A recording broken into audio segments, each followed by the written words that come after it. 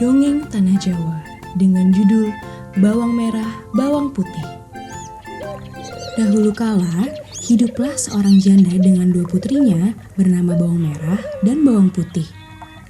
Namun, janda itu memperlakukan Bawang Putih seperti pembantu, karena memang Bawang Putih bukan putri kandungnya sendiri. Suatu ketika, baju merah kesayangan ibu tirinya hanyut pada saat Bawang Putih mencucinya di sungai dekat hutan.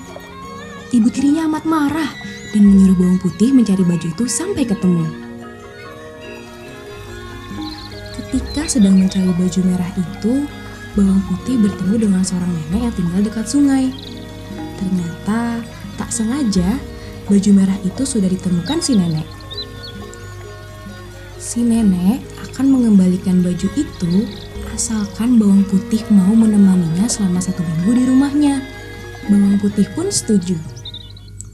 Setelah 1 minggu, si nenek lalu mengembalikan baju merah itu. Karena Bawang Putih sangat baik dan rajin, si nenek memberi Bawang Putih sebuah labu kuning. Bawang Putih kemudian pulang dengan membawa baju merah dan sebuah labu. Setelah menyerahkan baju merah itu kepada ibu tirinya, Bawang Putih lalu membelah labu kuningnya. Alangkah terkejutnya, ternyata dalam labu itu berisi penuh dengan emas permata yang tak ternilai harganya.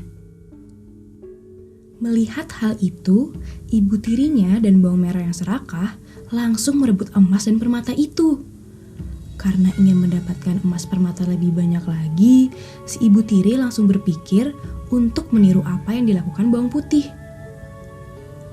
Maka, si ibu tiri menyuruh Bawang Merah pergi menemui si nenek itu dan minta tinggal di rumahnya untuk menemaninya selama 1 minggu.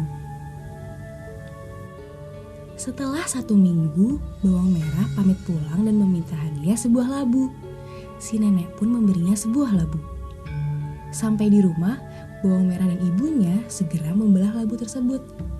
Tapi ternyata bukan emas permata yang keluar dari labu tersebut, melainkan ular dan kalajengking. Hewan-hewan itu langsung menyerang Bawang Merah dan si ibu tiri. Beruntung, mereka masih bisa menyelamatkan diri.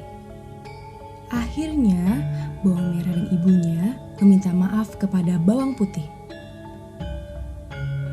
Jadi, dari kisah ini, kita bisa belajar bahwa keserakahan akhirnya bisa berujung pada petaka. Maka dari itu, kita patut bersyukur dengan apa yang kita miliki.